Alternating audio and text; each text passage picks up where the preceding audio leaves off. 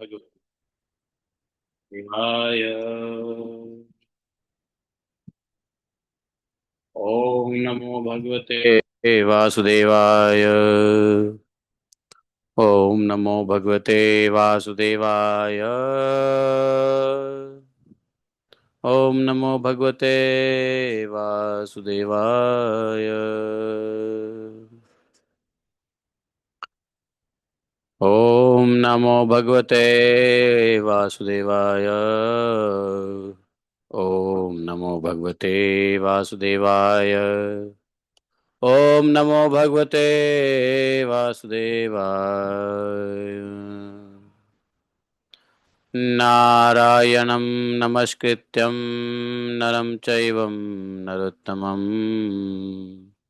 देवीं सरस्वतीं व्यासं ततो जयमुदीरये।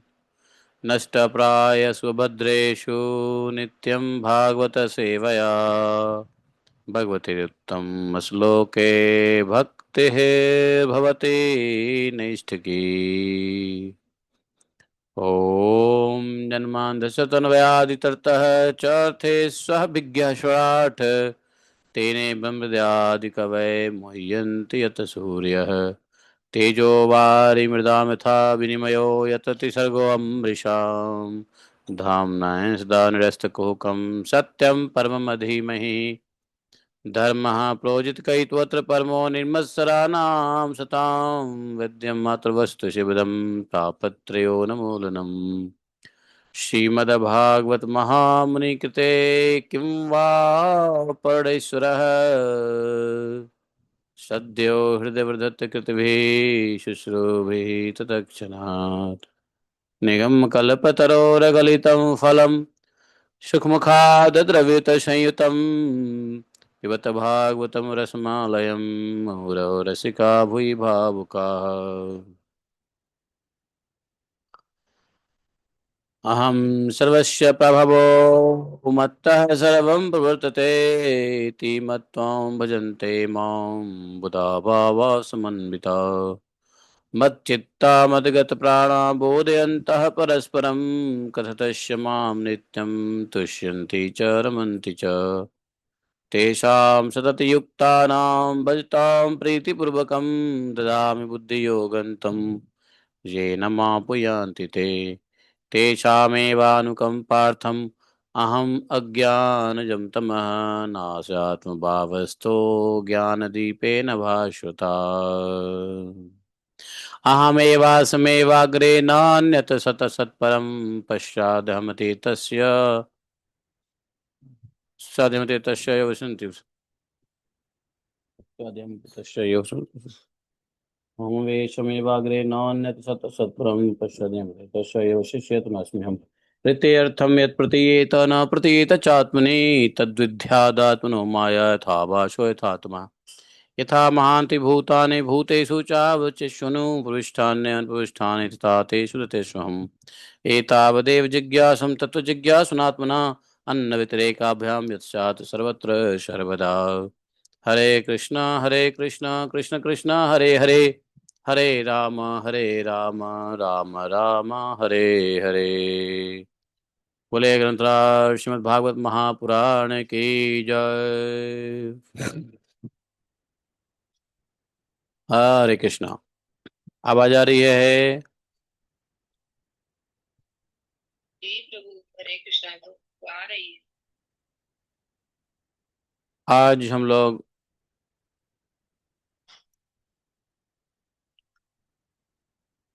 द्वितीय भाद्रपद उत्तर फाल्गुनी सोमवार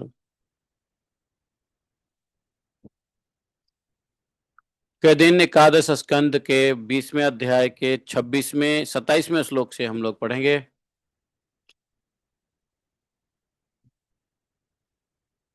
तो 27वां श्लोक है, जात श्रद्धो मत कथासु निर्विण्ण कर्म सर्व कर्मसु वेद दुखात्मकान् कामान् परित्यागे अप्यनीश्वरः ततो भजेत मां प्रीतः श्रद्धालुः दृढ़ निश्चयः जुष्णाणश्च तान् कामान् दुःखोदर्काश हरिगर्यन् प्रोक्तेन भक्तियोगेन भजतो मां सकृन्मुनेः कामा हृदया नश्यन्ति सर्वे मयि स्थिते भिद्यते हृदयग्रन्थिः छिन्ते सर्वसंशयाः क्षीयन्ते चास्य कर्माणि मयि दिष्टे अखिलात्मनि तस्मात् मद्भक्तयुक्तस्य योगिनो वै मदात्मनः न ज्ञानं न च वैराग्यं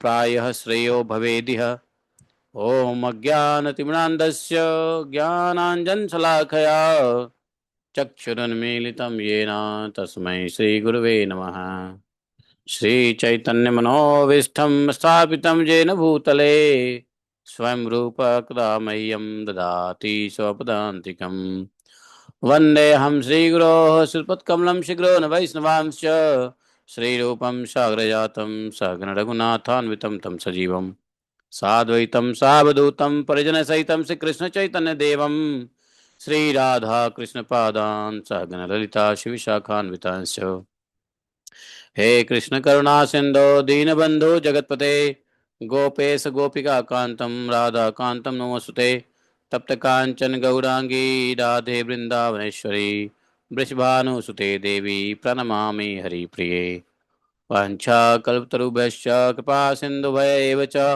पतितानां पावनेभ्यो वैष्णवेभ्यो नमो नमः जय श्री कृष्ण चैतन्य प्रभु नित्यानंद श्री अद्वैत गदाधर श्रीवासादि गौर भक्तवृंद हरे कृष्णा कृष्ण कृष्णा हरे हरे हरे राम राम राम हरे हरे।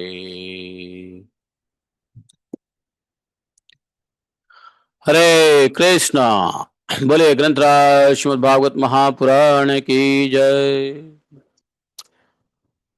वैसे तो हम लोगों ने कल सुना भगवान ने कहा कि योगी को भक्त भक्त वैसे कोई भी योगी भक्त योगी कोई कभी कोई निंदित कर्म नहीं करता, परंतु यदि कभी उससे प्रमादवश कोई अपराध बन जाए तो योग के द्वारा ही उस पाप को जला डालें। अपने अपने अधिकार में जो निष्ठा है वही गुण कहा गया है और इस गुण दोष और विधि निषेध के विधान से यही तात्पर्य निकलता है। अब भगवान फाइनली आंसर दे रहे हैं उद्धव जी को। जो उद्धव जी ने प्रश्न पूछा था ना कि विधि निषेध जो वेद है वो गुण दोष ही देखने जैसा है ना, तो भगवान ने कहा देखो इस गुण दोष और विधि निषेध के विधान से यही तात्पर्य निकलता है कि किसी प्रकार विषयासक्ति का परित्याग हो जाए, क्योंकि कर्म तो जन्म से ही अशुद्ध है, अनर्थ के मूल है। शास्त्र का तात्पर्य उनका नियंत्रण है, नियम नहीं। नियंत्रण नियम ही है उनका, और जहां तक हो सके प्रवृत्ति का संकोच करना चाहिए अर्थात निवृत्ति में रहना चाहिए। तो विधि निषेध का जो तात्पर्य है वो यह इसलिए है कि अधिकार में रह करके निष्ठा रखें इस गुण के साथ।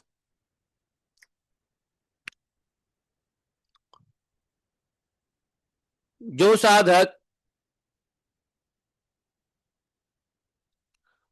कर्मों से विरक्त हो गया हो, उसमें दुख बुद्धि रखता हो, मान लो किसी को विरक्ति हो गई संसार से और संसार के कर्मों में दुख बुद्धि है, जो कुछ भी संसार में करेगा वो कर्म दुख ही देने वाला है, यदि ऐसी बुद्धि हो जाए तो भगवान कहते हैं कि मेरी लीला कथा के प्रति श्रद्धालु हों और यह भी जानता हूं कि सभी भोग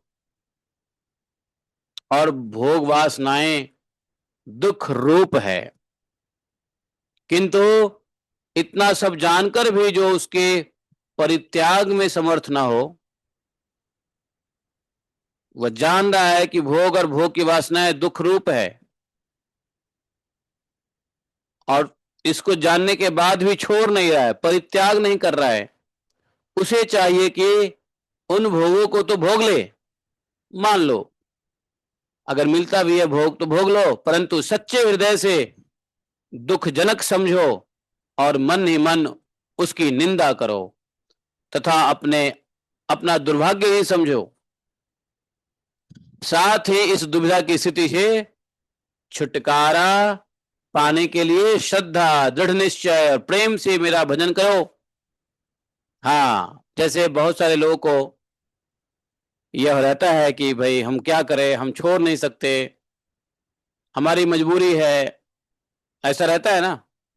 उसके राधे श्याम, ऐसा रहता है ना, बहुत सारे लोग को रहता है कि हम छोड़ नहीं सकते हैं, हमारी मजबूरी है, संसार में काम करना, घर में रहना, घर में काम करना। ऐसे लोगों के लिए भगवान ने यहाँ पे कह दिया, क्या कह दिया, जो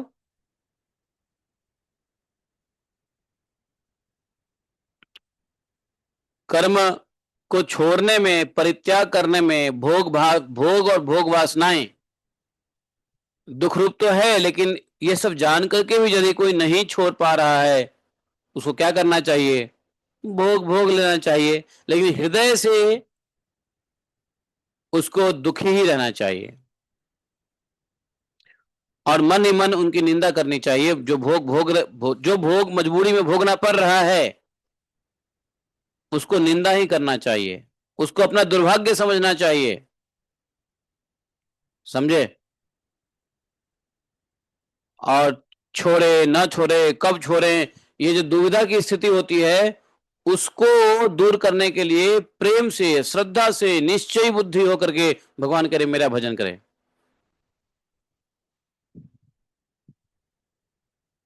ऐसे जगह पर जहां नहीं जाना चाहिए वहां भी गए, भोग भोग रहे हैं, छोड़ नहीं सकते हैं, कोई बात नहीं है, भोग भोगो, लेकिन अपने को दुर्भाग्य समझो, दैन्य रहो, अपने को सौभाग्य मत समझो कि बहुत बढ़िया भोग मिल रहा है, ऐश्वर्य मिल रहा है। नहीं, भोग भोग रहे हो तो उसको भोग लो, लेकिन मन दुखी रहना चाहिए कि मैं ये भोग भोग रहा हूं, क्या फायदा इस भोग का। अपने को दुर्भाग्य समझना चाहिए कि हमको ये भोग मिल रहा है, और ऐसा सोचते हुए, समझते हुए भगवान के भक्ति भाव में, श्रद्धा से, प्रेम से भजन करते रहिए। समय आने पे भगवान ही कुछ करेंगे। समझे? विरक्त हैं भोग वासनाओं को छुड़ाने का।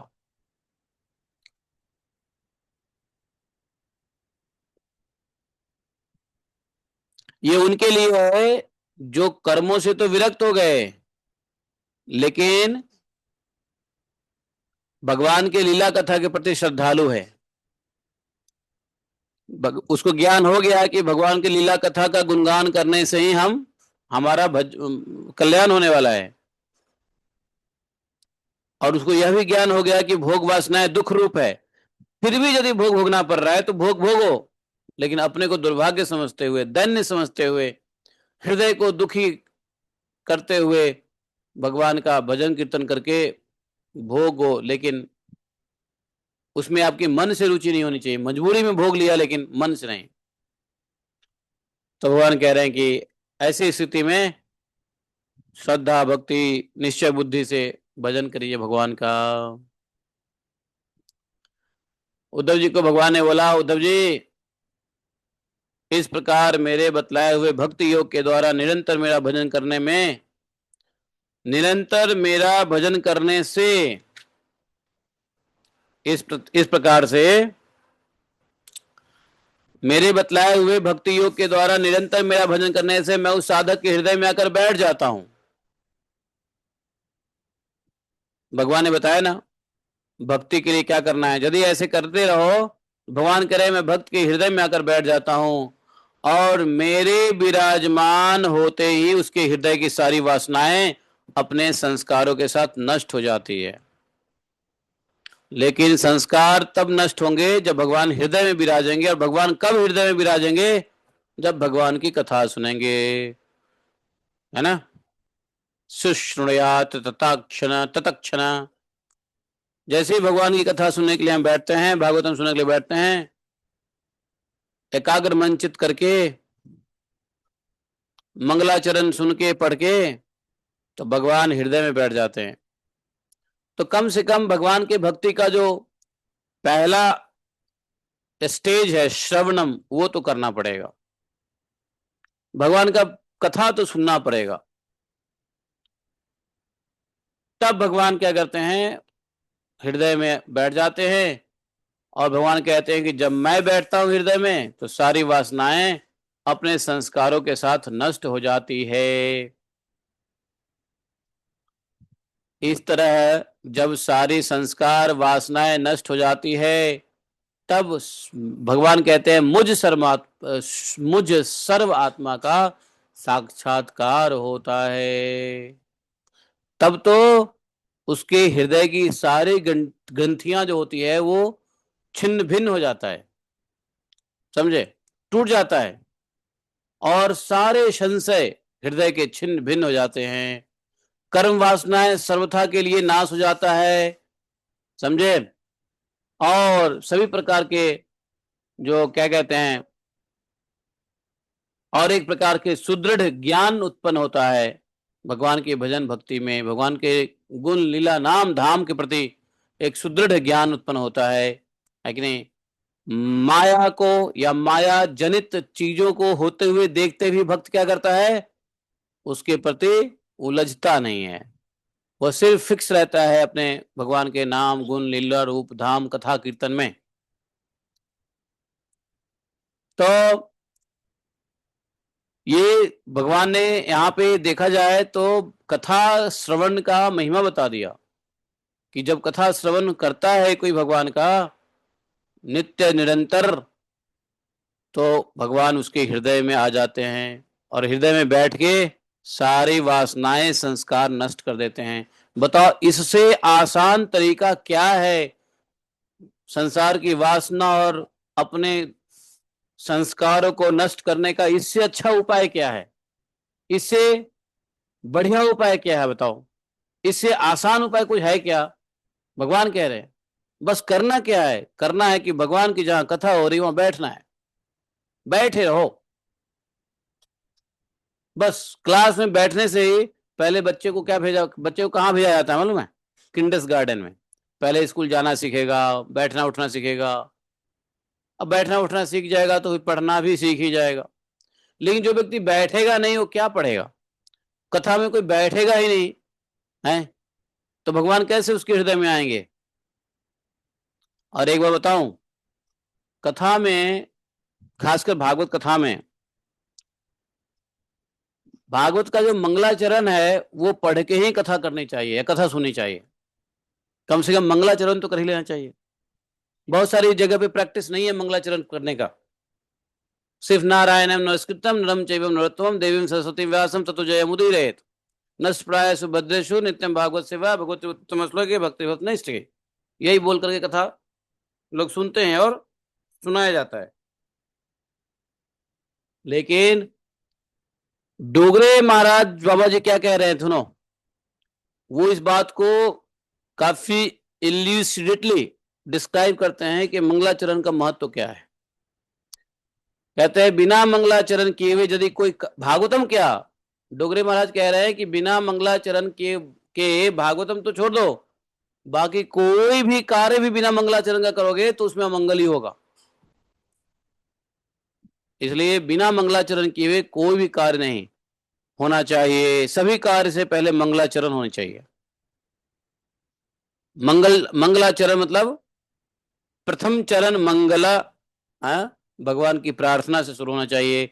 इसलिए कोई व्यक्ति देखो दुकान में जाएगा तो अपने शटर को ऐसे ऐसे करेगा, सर पे लगाएगा, कोई हाथ जोड़ेगा, घुसते ही लाला लोग गले में जाके हाथ जोड़ेगा, ये सब क्या है? ये सब मंगलाचरण का ही एक अपभ्रंश है।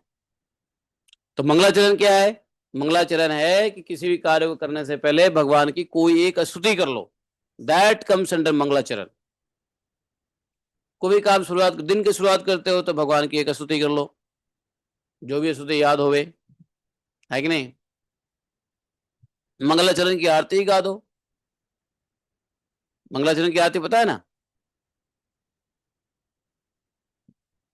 तो इसलिए मंगलाचरण के बिना कुछ नहीं होना चाहिए, इसलिए भागवतम भी मंगलाचरण। इसलिए जानते हो हम लोग को अभ्यास है कि बिना मंगलाचरण किए हुए किसी भी दिन भागवतम नहीं सुनते हैं, नहीं पढ़ते हैं, ये अभ्यास बन गया पिछले कई सालों से, नहीं मंगलाचरण तो होगा ही होगा। ओम जन्मांधस्य तन्वयादि तरत चौथे स्विज्ञ स्वराट तेने ब्रह्मृदया आदि कवय मुह्यंति यत् सूर्य तेजोवारी मृदा यथा विनिमयो यत्र तिसर्गो अमृषा धामना सदा निरस्त कुहिकम सत्यम परमम धीमहि धर्म प्रोजित कई तो अत्र परमो निर्मत्सराणाम सताम। तो ये मंगलाचरण है भागवतम का। नित्य देखो डेली भागवतम तो पूरा पढ़ते नहीं है, लेकिन मंगलाचरण के बाद भागवतम का एक सेक्शन भी पढ़ लिया जाए तो पूरे भागवतम पढ़ने का फल मिलता है। मतलब आपने एक दिन में पूरी भागवतम पढ़ ली यदि मंगलाचरण से। ऐसा मंगलाचरण पूरा कोई नहीं पढ़ता है, नहीं पढ़ता है, मंदिरों में नहीं पढ़ा जाता है, सिर्फ 2 ही श्लोक पढ़ते हैं, नारायणम नमस्कृत्यम और वो दूसरा वाला भक्ति भगवती निष्ठ की, बस उसके बाद नहीं करते लोग। वही तो मोस्टली कॉमन नहीं है, ये ट्रेंड नहीं है मंगल, लेकिन ये बहुत जरूरी है। ये बात हमने डोगरी जी बाबा से सीखा है। तो सभी कार्यों के लिए मंगलाचरण डोगरे महाराज बताते हैं। तो जैसे ही मंगलाचरण है,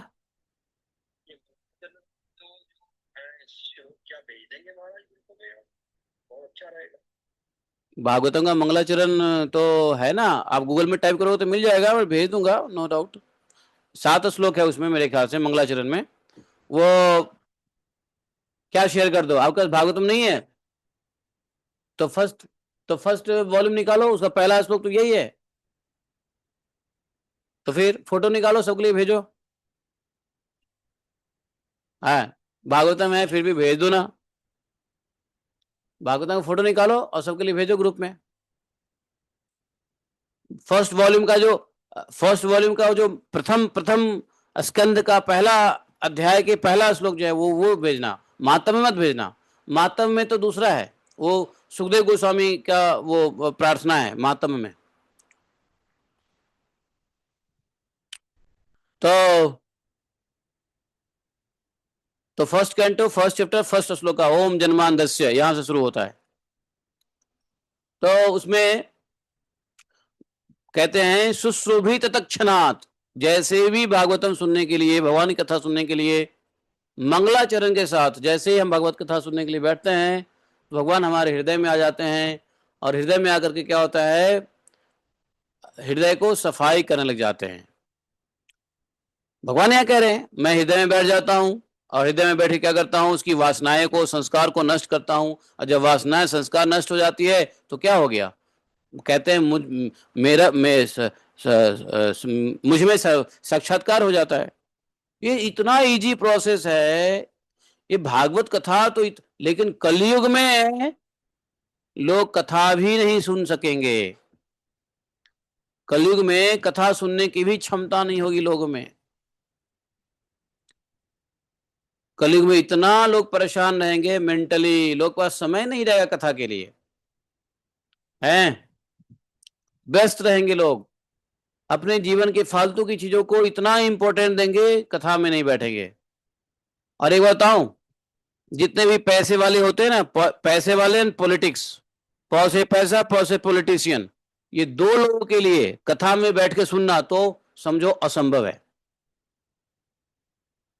जिसके पास बहुत अधिक पैसा हो, धनवान सेठ हो, और यदि वो पॉलिटिशियन हो, तो पैसा वाला और पॉलिटिशियन ये 2 के लिए कथा सुनना समझो घोड़े के मुंह में दवाई पिलाने जैसा है।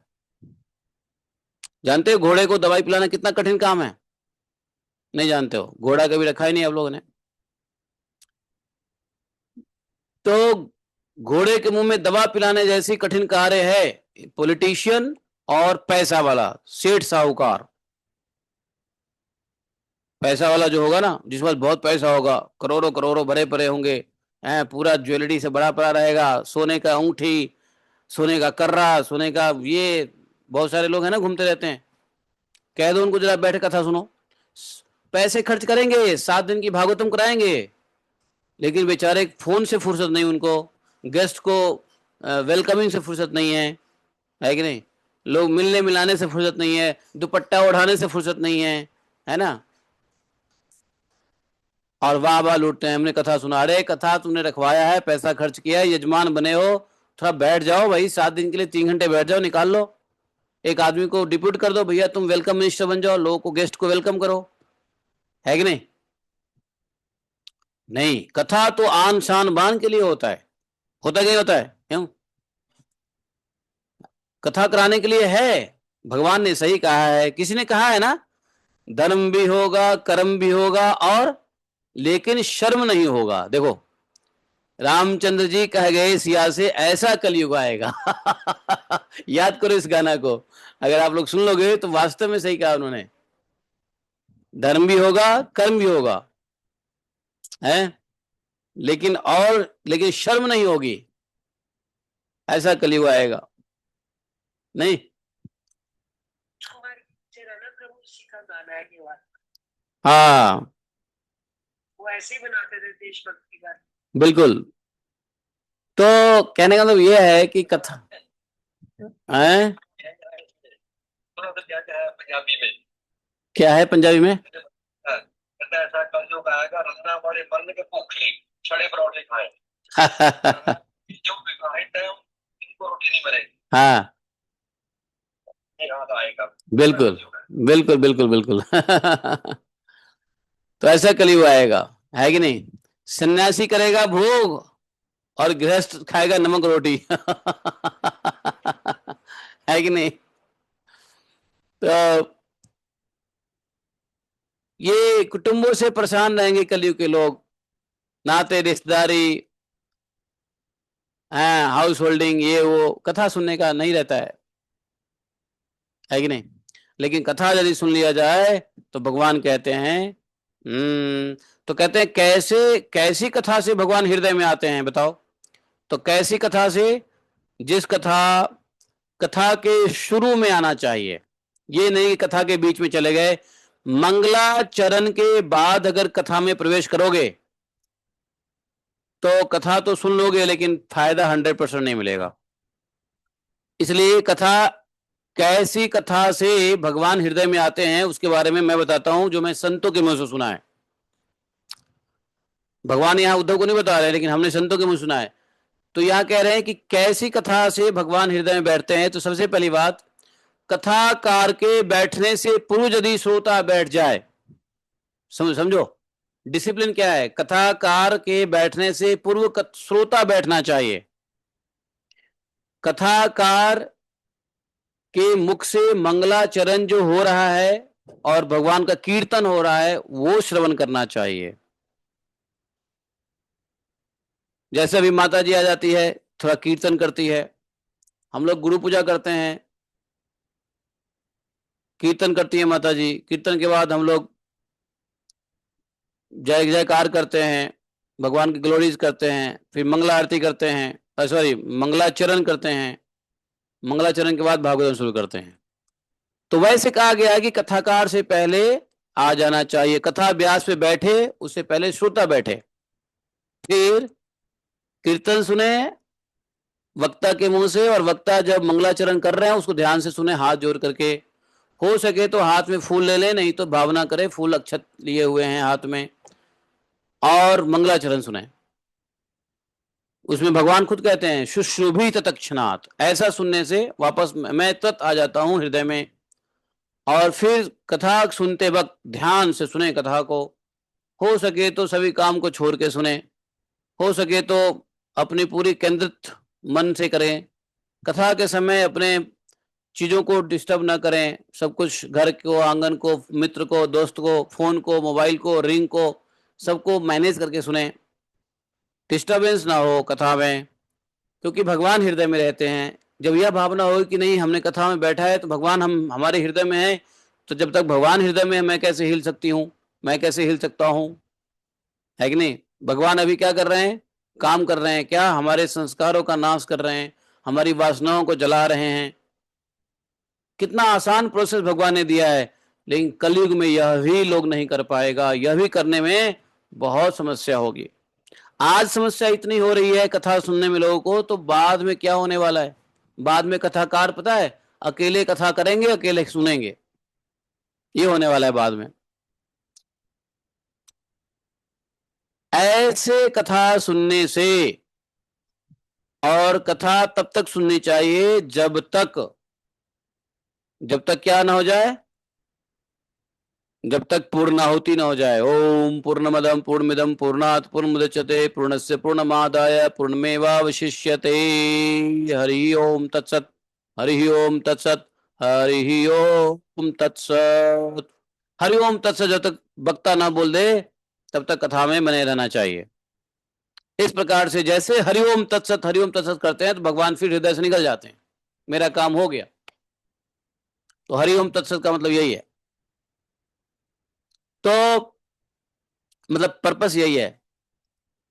इस तरीके से जब भगवान कह रहे हैं, इस तरीके से जब उसे, इस तरीके से जब कोई कथा सुनता है तो मुझ सर्वात्मा का साक्षात्कार हो जाता है, हृदय की ग्रंथि टूट जाती है, गांठें टूट जाती है, सारा संशय दुविधा छिन्न भिन्न हो जाता है, कर्म वासनाएं सर्वथा छीन हो जाती है, भक्ति ज्ञान का क्या बोलते हैं उसको, प्रकाश होता है, ज्ञान का प्रकाश होता है, सत्य सत्य दिखता है, उलझन और डाउट्स खत्म हो जाते हैं, द्वंद्व मन का हट जाता है।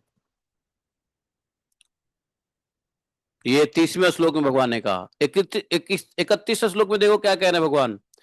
तस्मात्म भक्ति युक्तस्य,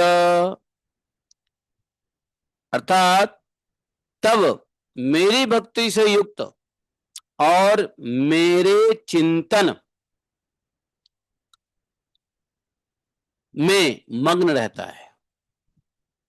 योगी मेरी भक्त क्या करता है, इस प्रकार से भगवान की भक्ति से युक्त भगवान के चिंतन में मग्न रहता है। उसके लिए ज्ञान अथवा वैराग्य की आवश्यकता नहीं होती, ज्ञान अथवा वैराग्य की आवश्यकता नहीं होती। ऐसे भक्तों को ज्ञान वैराग्य की भी जरूरत नहीं है। यदि भक्ति युक्त होकर के भगवत चिंतन करें और भागवतम सुने तो बिना ज्ञान और बिना वैराग्य के ही साक्षात्कार हो जाते हैं। अरे महाराज अभी तो बताया था आपने कि ज्ञान वैराग्य आवश्यक है। भगवान ने कहा ठीक है आवश्यक है वैराग्य, ज्ञान वैराग्य और भक्ति, लेकिन यदि कोई इस प्रोसेस से, इस शॉर्टकट प्रोसेस को फॉलो कर लेता है तो वह भक्ति युक्त हो जाता है। भगवान ने कहा योगिनो वै मदात्मनः न ज्ञानम न च वैराग्यम प्रायः श्रेयो भवेदिह।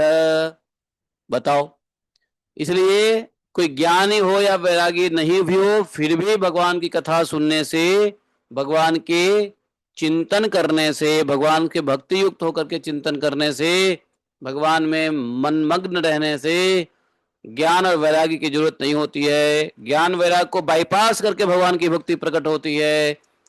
और ऐसे भक्त का कल्याण तो प्रायः मेरी भक्ति के द्वारा ही हो जाता है। गोपियां इतनी बेवकूफ नहीं थी, गोपियां कितनी इंटेलिजेंट थी। जब तो भगवान को कहा तव कथा अमृतम तप्त जीवनम। गोपी ने ये नहीं कहा तव ज्ञानामृतम तप्त जीवनम, ना बोला कि तव कथा अमृतम, आपकी कथा ऐसी अमृत है।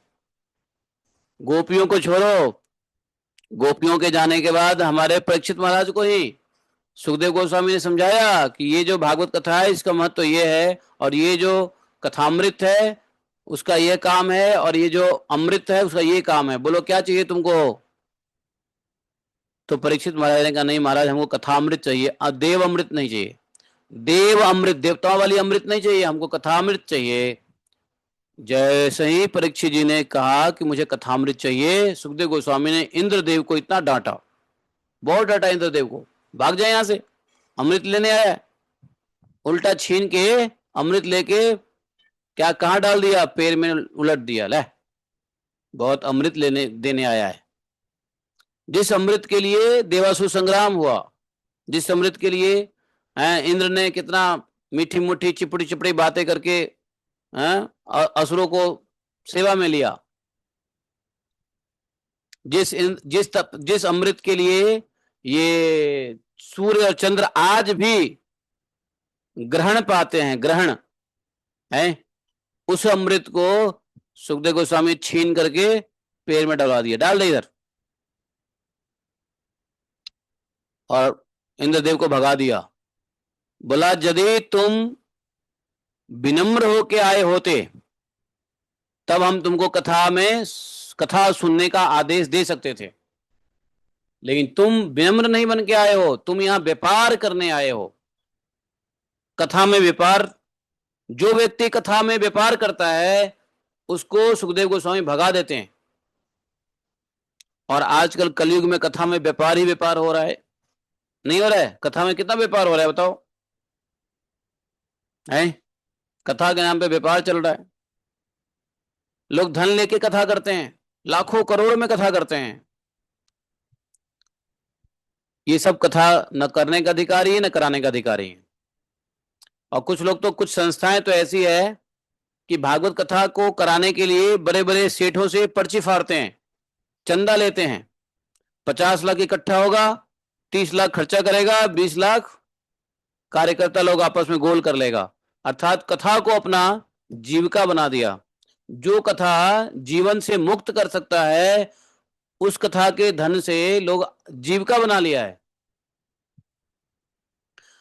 और कुछ कुछ लोग तो कथा जीवी ही हैं, कथा करेंगे तो उनका जीवन चलेगा, ऐसा कथा जीवी। मोदी जी की भाषा में कथा जीवी है, बहुत सारे कथा जीवी हैं। अच्छा सुनो, आज कलयुग में ये हाल हो गया है। अब तो मैं कल बरसाना, परसों नहीं, अभी माता जी के आने से पहले मैं बरसाना गया था। तो बरसाना गया था तो वहां पे एक मैया है, मुझे कह रही है, ए बाबा सुनो इधर। मैं गया, तो ये बताओ वृंदावन, राधा कुंड, गोवर्धन में कथा सिखाने वाले कोई स्कूल है क्या? हमने क्यों? तो कहते हैं कि हम अपने बालक को कथा कराना चाहते, कथा सिखाना चाहते। हमने क्यों? अरे कथा में बहुत पैसे हैं, भागवत कथा करना सीख जाएगा तो बहुत पैसा है। अच्छा, देख रहे हो, वृंदावन में कथा सीखने सिखाने की स्कूल खुल गया है। आइए भागवत कथा सुनिए, वही तोते की तरह रटाते रहते हैं। अब इसके बाद ये बोलना है, इस प्रसंग में ये गाना गाना है, इस प्रसंग में झूमना है, इस प्रसंग में लोगों को डांस कराना है, इस प्रसंग में ये बातें बोलनी है इस प्रसंग में ये श्लोका बोलना है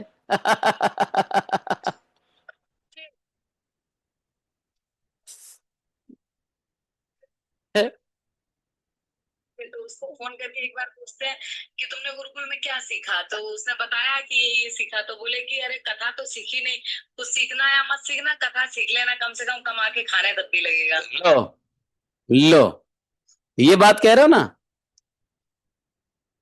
तो वही तो कथा व्यापार बन गया है। लेकिन कथाकारों को समझना चाहिए, जब इंद्रदेव आए थे व्यापार करने कथा में कि महाराज इसके बदले मुझे कथा दे दो, अमृत के बदले कथा।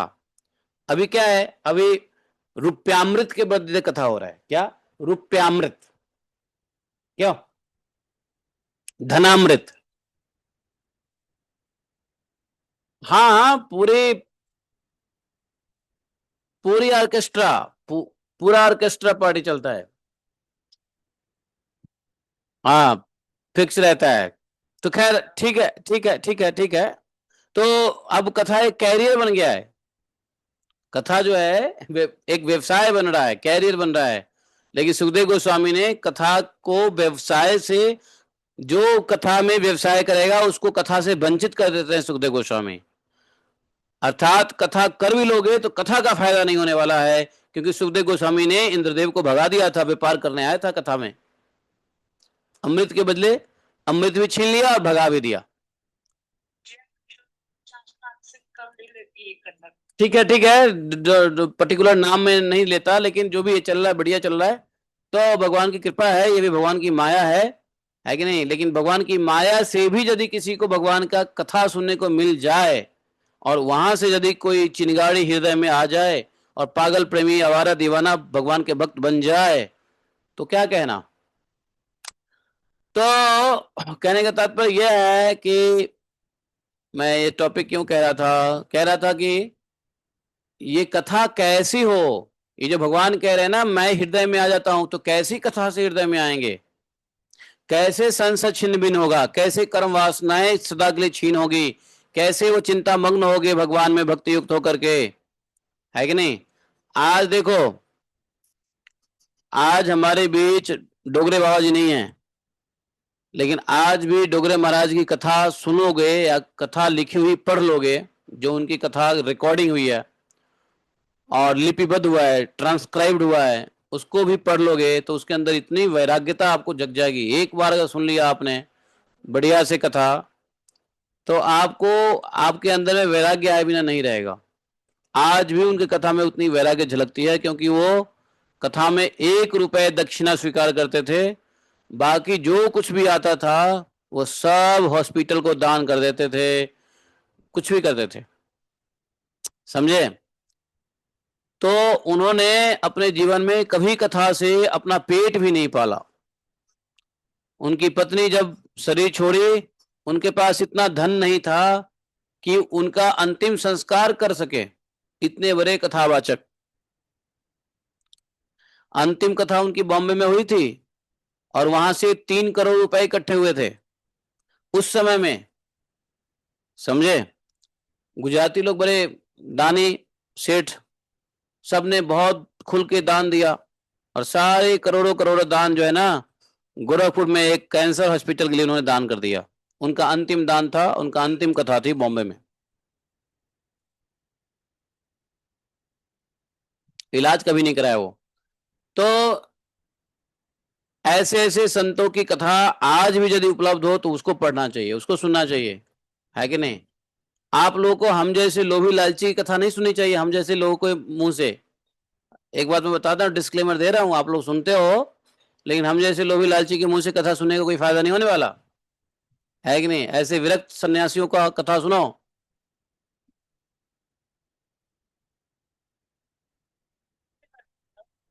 हाँ।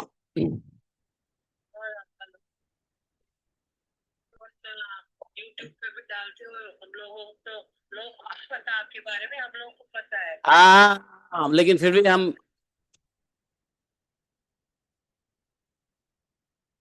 हाँ,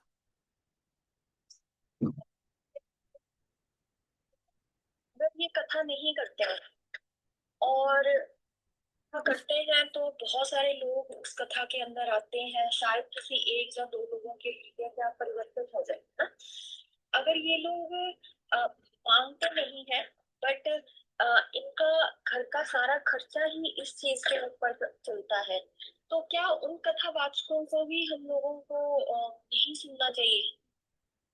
ऐसा है, यदि कथावाचक ब्राह्मण है, यदि कथावाचक ब्राह्मण है, विप्र है, और वो अपने सिर्फ जीवन यापन के लिए दक्षिणा में कुछ स्वीकार करता है, मुंह से नहीं मांगे लेकिन दक्षिणा में जीवन यापन के लिए स्वीकार कर, जीवन यापन, तब तक तो कोई बात नहीं है। लेकिन उसी कथा से वह वासनाओं को पूर्ति करता है, जैसे लग्जरी लाइफ के लिए लेता है, तो फिर कथा में, ऐसे कथा श्रवण से वासनाएं भी आपके अंदर बनी रहेगी,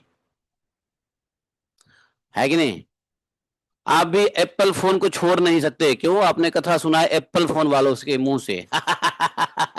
हम लोग तो एंड्रॉइड यूज करते हैं, तो हमारे मुंह से सुन रहे हो तो आपको एंड्रॉइड नहीं छोड़ पाओगे। क्या बोलते हैं, एंड्रॉइड, एंड्रॉइड। तो कहने का तात्पर्य यह है कि देखो, मैं इसमें बहुत सूक्ष्म तरीके से नहीं जा रहा हूँ, एक बात बता रहा हूँ कि ऑलवेज कोशिश करो विरक्त लोगों से कथा सुनने की। विरक्तों ने, जो भूत में भी है, भविष्य में भी होंगे, वर्तमान में भी हैं, ऐसे लोग जो पैसे नहीं छूते, ऐसे लोग जो है ना निवृत्त भाव से रहते हैं। अगर आपके पास ऑप्शन है तो उनका, अगर ऑप्शन नहीं है तो वो कथा, भगवान की कथा कैसे भी सुन, चोर से भी सुन लो, भगवान की कथा है कि नहीं। चोर के मुंह से भी सुन सकते हो यदि कोई ऑप्शन नहीं है तो। यदि ऑप्शन है तो फिर विरक्त लोगों से सुनो, है कि नहीं।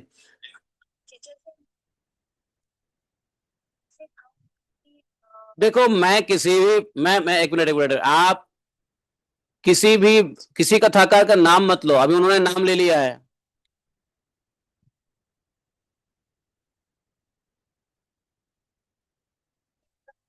देखो, वो भक्त भी है, वो भक्त भी है, वो भक्त भी है, ब्रजवासी भी है, कथाकार भी है। मैं किसी का नाम नहीं ले रहा हूं।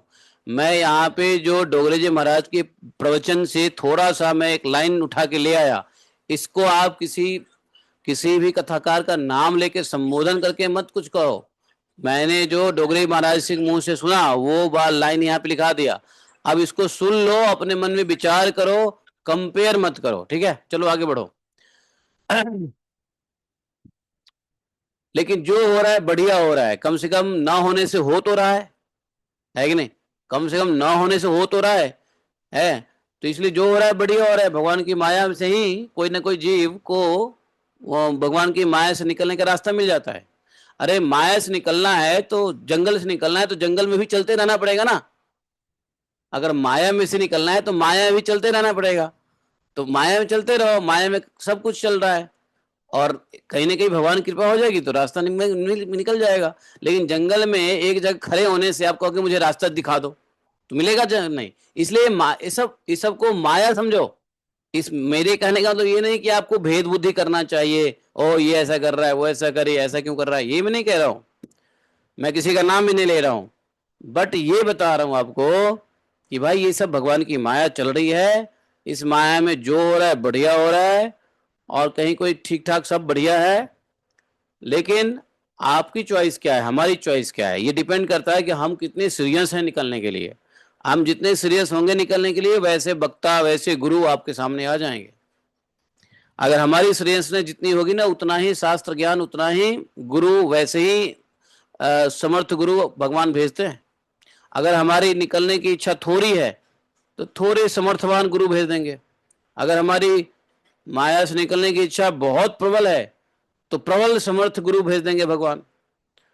ऐसा नहीं कि एक गुरु भेज दिया दूसरा गुरु नहीं आएगा, दूसरा गुरु भी आता है, तीसरा गुरु भी आएगा, लास्ट में नारद जी आएंगे। बिना नारद जी के मिले हुए तो भगवत धाम जा ही नहीं सकते। अल्टीमेटली भगवान नारद जी को भेजते हैं।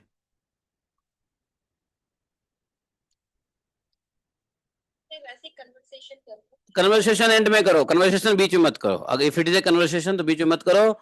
अब आगे भगवान कह रहे हैं इसी से जो योगी मेरी भक्ति से युक्त और मेरे चिंतन में मग्न रहता है, इसी से जो मेरे योगी मेरी भक्ति से युक्त और चिंतन में मग्न रहता है उसके लिए ज्ञान वैराग्य की आवश्यकता नहीं। और सुनो उद्धव, कर्म तपस्या ज्ञान वैराग्य योग अभ्यास, यहां तक कि योग अभ्यास भी, कर्म तपस्या ज्ञान वैराग्य योग अभ्यास दान धर्म और दूसरे कल्याण साधनों से जो कुछ भी स्वर्ग अपवर्ग मेरा परम धाम अथवा कोई भी वस्तु प्राप्त होती है वह सब मेरा भक्त मेरे भक्ति योग के प्रभाव से ही यदि चाहे तो अनायास प्राप्त कर लेता है। समझे? भगवान के भक्ति योग के प्रभाव से वह वस्तु अनायास मिल जाती है जो न कर्म से, न तपस्या से, न ज्ञान से, न वैराग्य से, न योगाभ्यास से, न दान से, न धर्म से और किसी भी दूसरे कल्याण के साधनों से स्वर्ग अपवर्ग भगवान का धाम ऐसी कोई वस्तु प्राप्त अपने आप सब कुछ भक्ति योग के प्रभाव से होता है। भक्ति योग में इतना पावर है। और ये भक्ति योग का प्राप्त करने का मेन इजीएस्ट वे क्या है? कथा श्रवण, कथा श्रवण नियम से। अब भगवान कह रहे हैं देखो उद्धव जी, जो मेरे अनन्य प्रेमी एवं धैर्यवान साधु भक्त स्वयं तो कुछ चाहते ही नहीं, मेरे अनन्य प्रेमी एवं धैर्यवान साधु भक्त स्वयं तो कुछ चाहते नहीं, यदि उन्हें कुछ देना चाहूं और देता भी हूं तो भी दूसरी वस्तु की तो बात ही क्या, वे कैवल्य मोक्ष भी नहीं लेना चाहते। भगवान कह रहे हैं जो मेरे अनन्य प्रेमी भक्त हैं, धैर्यवान भक्त हैं, साधु भक्त हैं, स्वयं के लिए कुछ चाहता नहीं है, स्वयं तो कुछ मांगता नहीं है। और यदि मैं जबरदस्ती देना भी चाहूं कुछ वरदान या कुछ, तो वो दूसरी वस्तु की बात छोड़ दो, यहां तक कि कैवल्य और मोक्ष भी नहीं चाहता।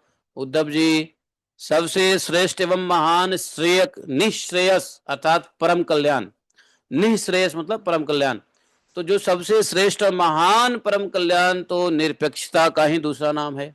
क्या? निरपेक्षता का ही दूसरा नाम है। इसलिए जो निष्काम और निरपेक्ष होता है उसी को मेरी भक्ति प्राप्त होती है। जो निष्काम और निरपेक्ष होता है उसी को मेरी भक्ति प्राप्त होती है। मेरे अनन्य प्रेमी भक्तों का और उन समदर्शी महात्माओं का जो बुद्धि से अतीत परम तत्व प्राप्त हो चुका है। परम तत्व जानते हो, बुद्धि के स्तर पे परम तत्व का ज्ञान नहीं हो सकता है। भगवान कह रहे हैं बुद्धि से अतीत अर्थात बियॉन्ड द इंटेलिजेंस है परम तत्व। परम तत्व को बुद्धि से ना तो समझा जा सकता है, ना बुद्धि से समझाया जा सकता है, ना बुद्धि से महसूस किया जा सकता है। बुद्धि से अतीत है वो, सिर्फ भक्ति भाव और भगवान की भक्ति आने के बाद अपने आप प्रस्फुटित होता है वह परम तत्व जो प्राप्त कर चुके हैं ऐसे समदर्शी महात्मा जो मेरे अनन्य प्रेमी भक्त हैं। ये जो विधि और निषेध से होने वाले पुण्य और पाप से कोई संबंध नहीं होता उसका। आप देखो भगवान ने उत्तर दे दिया विधि निषेध, तो विधि निषेध जो होता है ना, तो इस प्रकार जो लोग मेरे बतलाए हुए इस ज्ञान भक्ति और कर्मयोग का आश्रय लेते हैं वे मेरे परम कल्याण स्वरूप धाम को प्राप्त होते हैं, क्योंकि वे पर ब्रह्म तत्व को जान लेते हैं। अच्छा सुनो, अब वापस आ जाओ उद्धव जी के प्रश्न के ऊपर। उद्धव जी ने प्रश्न क्या किया था जिसके उत्तर में इतना लेक्चर भगवान ने दिया? तो प्रश्न यह था कि विधि और निषेध जो वेद में क्या करना है क्या नहीं करना है का आपने वर्णन किया है, उसमें गुण दोष है। आप कहते हो गुण दोष को देखना दोष है, गुण दोष को नहीं देखना ही गुण है। तो पूरा वेद आपका गुण से भरा पड़ा है, इसका मतलब तो कैसे समझे? भगवान ने कह दिया उसको ऐसे समझो। क्या करो? यदि आप वेद के चक्कर में रहोगे तो डेफिनेटली गुण दोष देखते रहोगे, विधि निषेध देखते रहोगे, क्या करना है नहीं करना इसी चक्कर में पड़े रहोगे।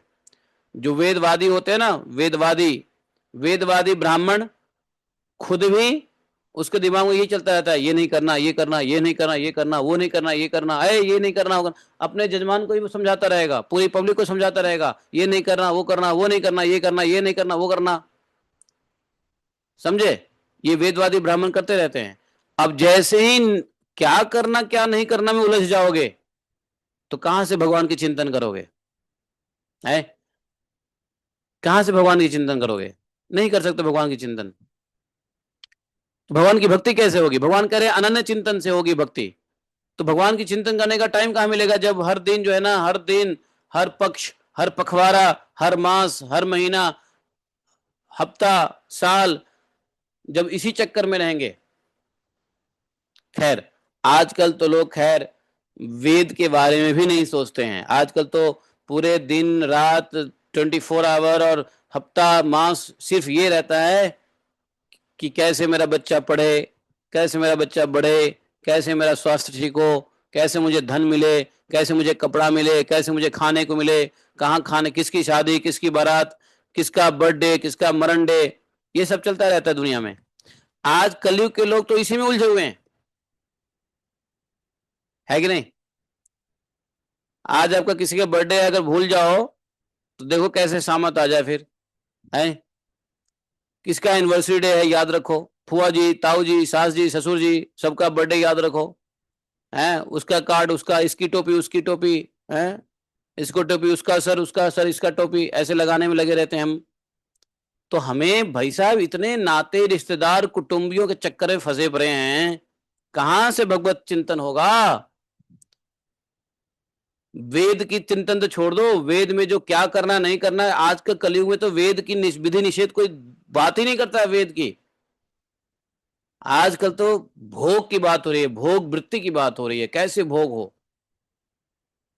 कैसे अपनी इज्जत प्रतिष्ठा को तुष्ट किया जाए, कैसे समाज में नाम हो, कैसे मेरी इज्जत बने, कैसे मेरी इज्जत बनी रहे।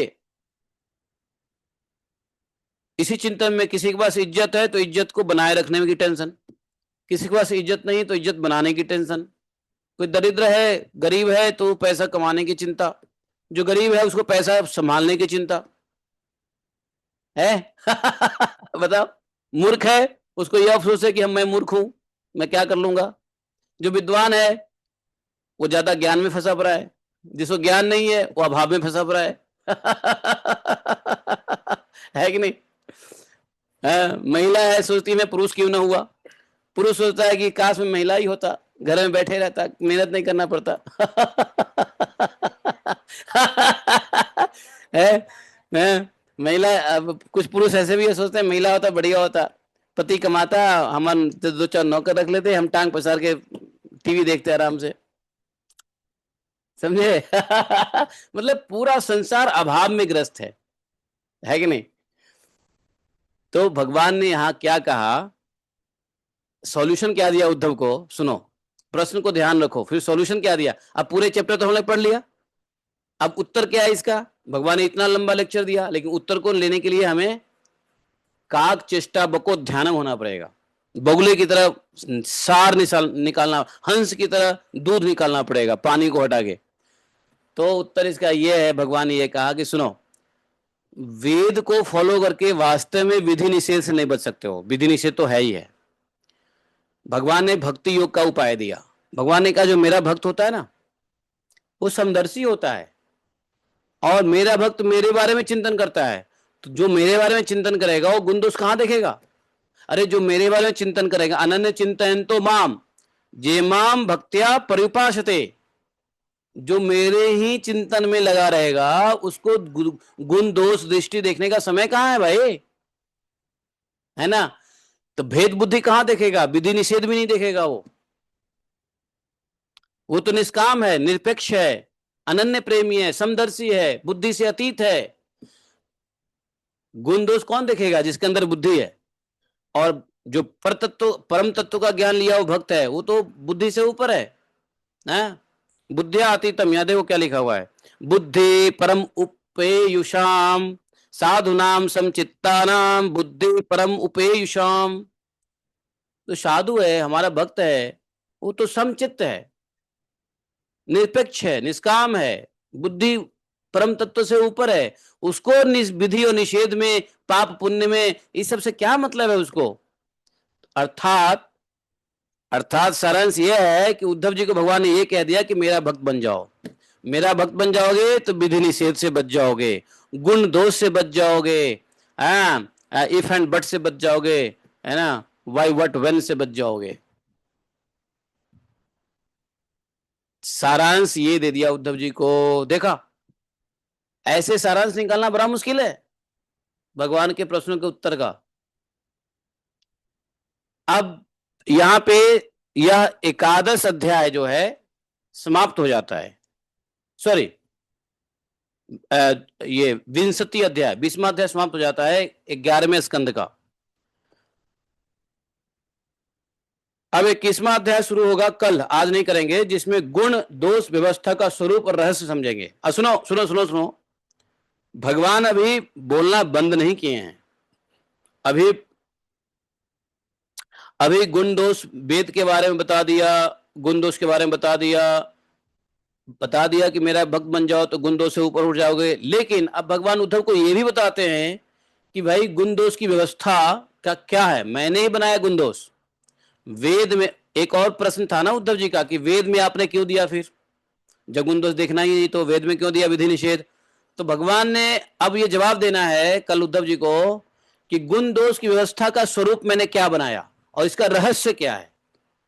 अब गुण दोष का रहस्य समझो, तब समझ में आ जाएगा कि ये बात था। हाँ, अभी तक तो भगवान ने कह दिया कि भक्त बन जाओ, भक्त बन जाओगे तो गुण दोष से ऊपर उठ जाओगे, बुद्धि से परे हो जाओगे, परम तत्व बन जाओगे, समदर्शी हो जाओगे, ये हो जाओगे, फलाना ढिमकाना हो जाओगे।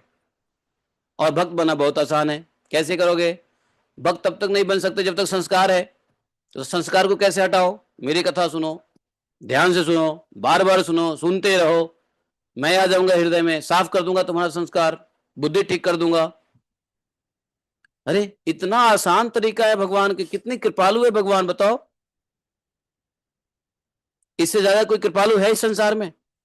इससे ज्यादा कृपालु आपके माता पिता हैं क्या? हैं? इससे ज्यादा कृपालु किसी का हस्बैंड वाइफ हो सकता है? कोई बाप बेटा हो सकता है इतने कृपालु जितने भगवान कृपालु हैं? नहीं। तो अब गुण दोष की व्यवस्था क्यों हुई और गुण दोष का रहस्य क्या है, वो हम लोग कल समझेंगे। इसलिए आज यहीं पे रुक जाते हैं। और अब आपको मैं बातचीत का कन्वर्सेशन के लिए जो बात कह रहे थे ना, वो आप मुझे अब जितना कन्वर्सेशन करना है कर लो, लेकिन एंडिंग प्रेयर के बाद। बोले ग्रंथराज श्रीमद् भागवतम की जय। एकम शास्त्रम देव की पुत्र गीतम, एको देवो देव की पुत्र एवं एकम मंत्र शतस्नामानि यानि कर्मा पिता सदैव सेवा। तमेव माता च पिता तमेव बंधु सखा तमेव विद्या द्रविणं तमेव मम सर्वदेव देवः। कृष्णाय वासुदेवाय हरे परमात्मने प्रतिक्लेशनाशाय गोविंदाय नमो नमः। हे कृष्ण करुणा सिंधु दीनबंधु जगतपते गोपेश गोपिका कांतम राधा कांतम नमोस्तुते।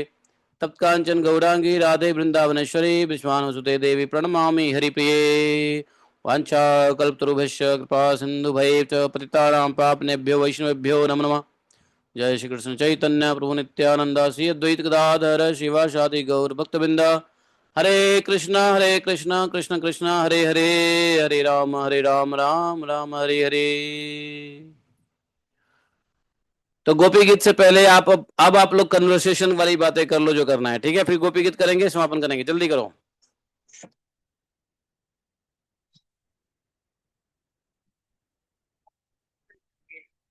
भगवान के साथ सार जो होता है ना, समरी समरी सारांश में होता है, समरी विस्तार में नहीं होता है। विस्तार में भगवान समझाया, उसका सारांश मैंने बता दिया। अब आप कहते हो सारांश को ही खोल दीजिए, तो फिर वो विस्तार हो जाएगा।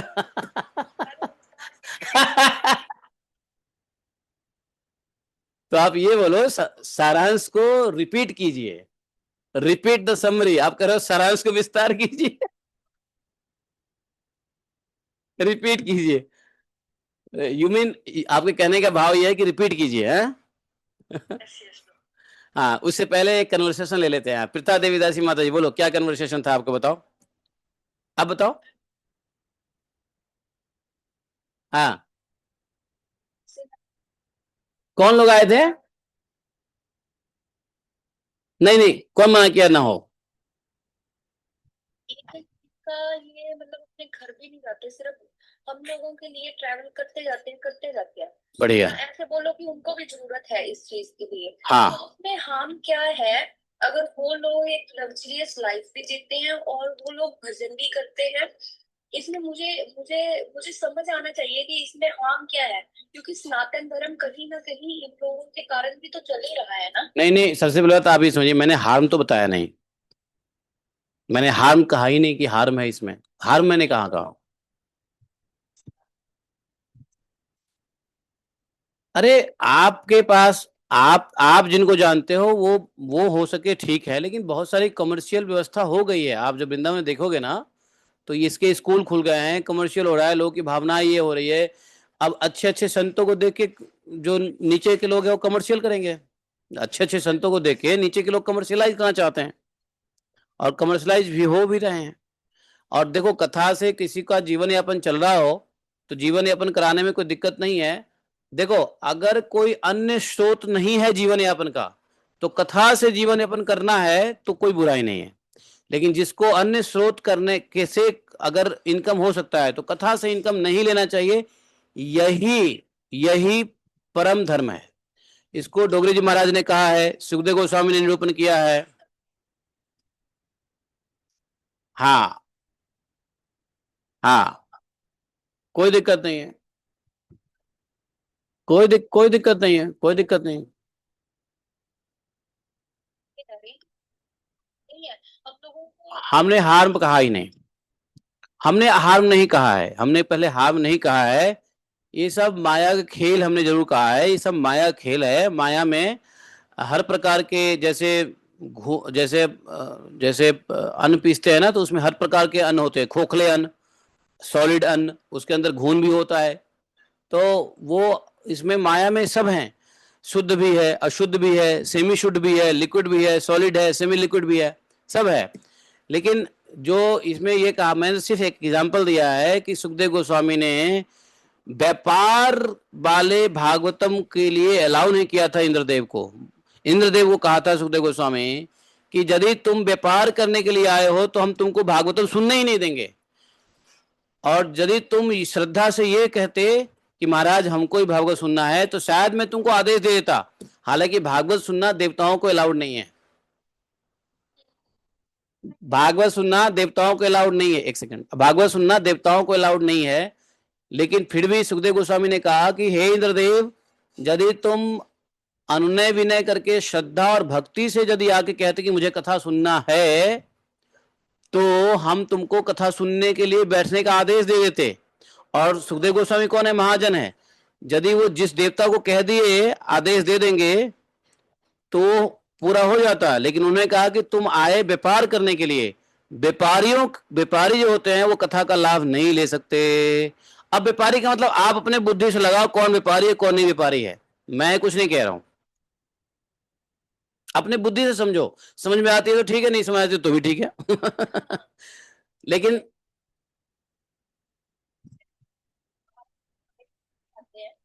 अरे मैं आपके महाराज जी के लिए नहीं कह रहा हूं, आप अपने महाराज को क्यों ले रहे हो बीच में?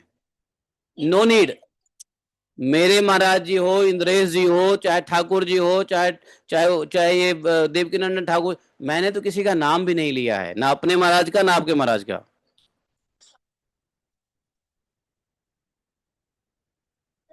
अपने खर्चे भी होते हैं, जो इनके साथ संगी साथी होते हैं उनके भी घर उसी कथा करने पड़ेंगे। और ऐसे अगर भक्तों का कल्याण हो रहा है, थोड़ा भगवान का नाम सुनने को मिल रहा है, कथा सुनने को मिल रहा है दूर देश में, तो क्या बुराई है?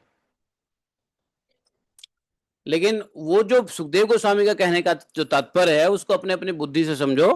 और जितनी बुद्धि होगी उतनी, हमारी जितनी बुद्धि है उतना ही हमें समझ में आया है, जिसकी जितनी बुद्धि होती है उतना ही समझ में आता है। तो सुखदेव गोस्वामी का कहने का तात्पर्य ये था कि भागवत को यदि व्यापार बनाओगे तो भागवत का लाभ नहीं मिलेगा।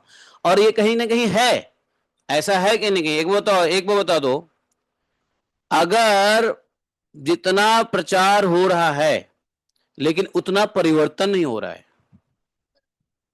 प्रचार हो रहा है लेकिन परिवर्तन नहीं हो रहा है, इस्कॉन में भक्त बन रहे हैं लेकिन फिर भी चेतना के स्तर पर परिवर्तन नहीं हो रहा है। परिवर्तन कितने को हो रहा है?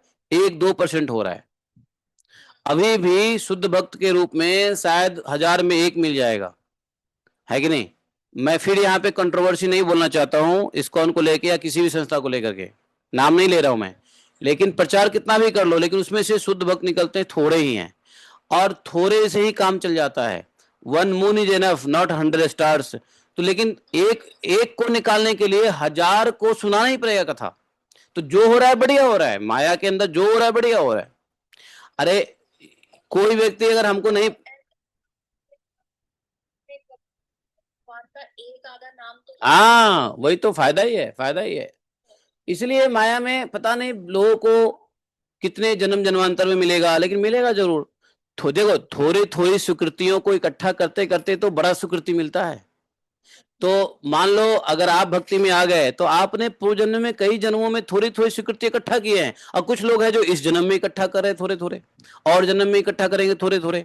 तो जितना भी सुन रहे हैं, जितनी स्वीकृति ले रहे हैं, वो एक जगह जब स्वीकृति जब प्रगल्भ हो जाएगा, स्वीकृति जब बढ़ जाएगी, तब जाकर उसको एक प्योर डिवोशनल सर्विसेज में एंगेजमेंट हो सकता है। तो जो हो रहा है बढ़िया हो रहा है, लेकिन व्यापार से बचना चाहिए और इंटेंशनली व्यापार नहीं करना चाहिए। जरूरत अपनी जगह पर है, जरूरत को फुलफिल करो, जो नीड है उसको फुलफिल करो, लेकिन मन में व्यापार जैसी बुद्धि नहीं आनी चाहिए, ये बात है बस। और किसी का मन ना आप देखे हो ना किसी का मन मैं देखा हूं जाकर के, इसलिए इसको भगवान पे छोड़ दो, भगवान की माया पे छोड़ दो। आप क्या कह रहे थे? शेयर किया व्यास आसन पे एक बंदर की फोटो बना के, और बहुत सारे लोग उसके आसपास बैठे हुए थे, और उसके अंदर यही टॉपिक को उन्होंने डिस्कस